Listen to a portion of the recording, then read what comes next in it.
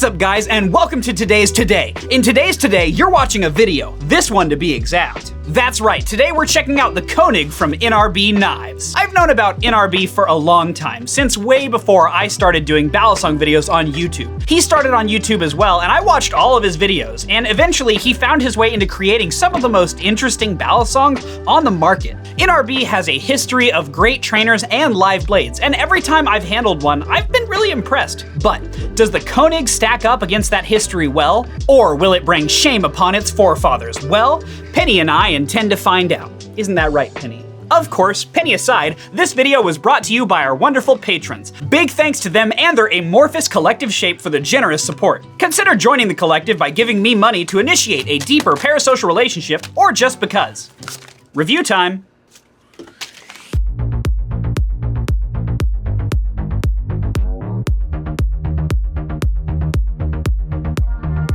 The Konig is familiar in build, yet different in key ways. One of those key ways is, of course, that it costs $200 flat, and it certainly puts this thing into the deal category, as it poses a great proposition to any new flippers. It's got a lot of the things you would expect of a knife in this price range, and a few extra things that make it stand out amongst the crowd, too. First off, it runs on bushings, which is always nice to see. They are well implemented, and you can crank down the knife fully. There's a little play when you do so, but not much, and absolutely no tap or blade rub, which is always fantastic. The pivots are a nice quality with Torx T10 bit screws that are great to see. T10 is awesome because it's hard to strip and is so common that you really only need one bit to adjust most of your knives if you have stuff like this. The blade is very cool looking in my opinion, using an interesting Tonto profile with a strange spine. This blade shape is double duty, both looking cool and serving a practical purpose of bringing the overall weight of the blade closer to the tip, which usually serves to provide better swing and action in a Balisong. And I love how it was implemented here. Carved into that blade is the NRB logo, which looks great and simple. The blade steel here is 440C, which isn't the best, but it's also not bad. It won't have the best edge retention ever, of course, but it does resist rusting and other issues, which is nice. However, the blackened finish that was used here is very awesome and lends itself extremely well to the overall look of the knife. The blades are professionally sharpened by Adam Heibel, which is always cool, and I can attest that the knife arrived nice and sharp. I can cut you now, Harry. As well, almost stabs directly into his fucking heart. I knew what I was doing. Did you? Moving on to the handles, I really like the dual tone look. The solid colors are nice too, with a choice between a pleasing cyan and a deep purple, but the dual tone really makes them pop in my opinion. The handle design is very cool, calling back to previous NRB designs with the 3 dots and a line hole pattern. The hole pattern does a pretty good job of providing grip, though I do wish there was more near the end of the handles. There is jimping on the sides, which is fantastic, both inside and outside, but there's nothing on the face. This can lead to some weird issues with underhand tricks, but isn't too big of a problem otherwise. The handles themselves are 70/75 aluminum, which is pretty standard, but they hide a standout feature within. You see, if you look at the bottom of the knife, you'll find a tapped hole drilled into it. I have a hole drilled into me. No, you don't. Oh my god, this hole is built to take This hole is built to take various weights that you can exchange and change the overall balance of the knife. This is a feature that you might find in some expensive knives, but certainly not any in this price range yet. And the implementation of this feature in this knife is my favorite yet. The weights included are stainless steel, aluminum, and no weights at all if you want. Each of these steps of weight provides a pretty shocking difference for any experienced flipper, allowing you to take this knife from handle bias to blade bias to nice and neutral. One thing I love is that because of how it's designed, you could pretty easily make your own weights out of other materials as well. For instance, you could 3D print some plastic fillers for a nice and light experience. But you could also go the other way. Tungsten is a metal that is almost twice as dense as lead, meaning if you wanted, you could find a set of tungsten screws that fit into the bottom of the knife, cut them to the right length, and then cut a flathead into them with a Dremel. This really wouldn't be too hard for anyone to do, and I think it is a testament to how well designed this weight system is. I'm excited to see how people experiment with it in the future. But of course, that's enough of my yammering about the knife itself. You probably want to know how it flips, don't you? Don't you? Please tell me you do, because it's kind of like my whole thing and I get insecure if I don't get the attention.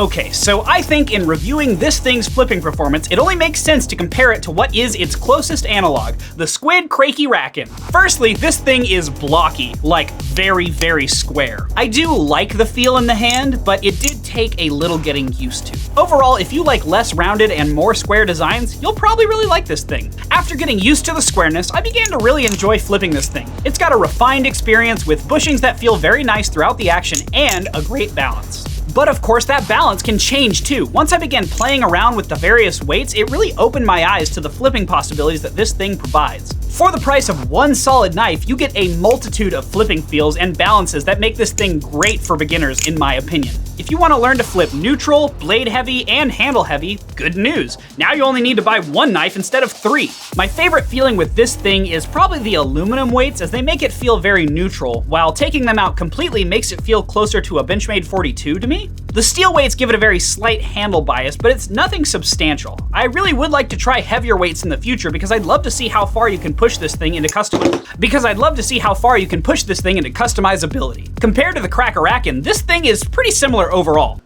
The build quality is easily on par, though the feel in the hand is quite different. One thing I do have a bit of a problem with is the grip on the Konig, however.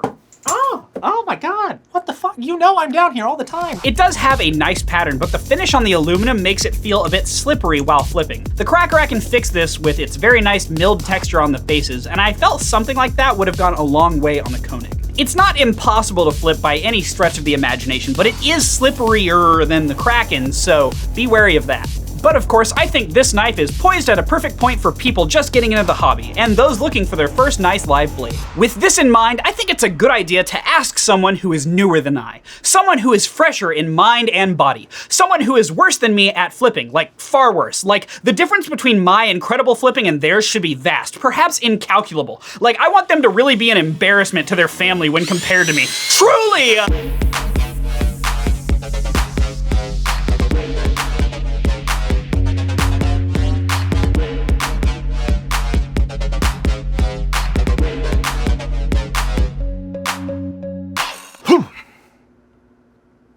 Hello there. Welcome once again to Brandon's Balisong Corner, which is held up by the 3 major food groups: Balisongs, Power Drills, and Fear. Those who've been following this channel for a while know 2 things about me. I'm not that great of a Balisong flipper, as Will so eloquently put it earlier, and that I love my Squid Crakey Rocky. Crake-rakin', crack-racky, I don't fucking know what to call it. I'm doing my best, I promise. Ever since Will gifted this to me nearly 2 years ago, it's consistently been my favorite Balisong to flip. So when I tried the Konig for the first time and immediately felt how similar it was to the Crocky Reiki, I thought, oh my god, I left the stove on. But for real, I was immediately impressed with how similar these 2 are. And so with it sitting at a slightly lower price point than the Crack Rack, and being someone who doesn't have a ton of money to spend on Balisongs, it's a very interesting proposition for someone like me. But it might be a little too similar to the Crakey Racane for me. Overall, I had a blast with it in the several weeks that I had to flip it. The weight, the texture of it, and the balance made it great for learning new tricks on. I even learned a brand new trick on this knife, which I am going to attempt right now. I'm gonna get it the first try. I'm gonna do my best. Here we fucking go. Oh! First try, definitely didn't take multiple takes for that one. Overall, I pretty much agree with everything that Will said. I will say though that I didn't really notice any major difference whenever I tried the different weights out, which is truthfully because I kind of suck at flipping and I'm not good enough to tell. It is really cool though to have the option to do that. And with this being $200, being able to experiment with different weights without having to change knives can be a big deal for someone learning to flip, like me. It's me. So, in my case, the big question is, does this replace this as my new favorite flipper? Not quite. It's close. It's close, but not quite. While I do love the look and feel of the knife, it does kind of feel like a situation of, hey dude, can I copy your homework? Oh sure, just don't make it look like you copied. That kind of thing. But let me stress, it is just different enough to stand on its own, especially with the whole custom weight situation, which is really, really cool, and something I wish that more Balisong makers would adopt on more affordable knives like this. If we're strictly talking about spending $200 on a Balisong like this, There are very, very few options that come close to this for the price. While it doesn't fully beat out my Squid Industries Nautilus or my Craikie Roki, for me personally, it does beat out things like a Squiddy or a Kershaw Lucha or a Atropos Curat. I would say that its closest competitor would be the Marin Light from Machine Wise, which is also like $200. Review coming soon. So overall, I think NRB did an awesome job with this. Out of all the knives I've tried, I would genuinely say that if you have a budget of $200 to spend on one Balisong, this is the best one. Now, would I buy it? There is a purple one. I've been wanting a purple Balisong for a while. But if a red color is on the table for the future, gimme. Speaking of something red being on the table, hey Will, is it okay if I drill directly into my heart right now on camera? Got 2 axolotl friends. 2 axolotls.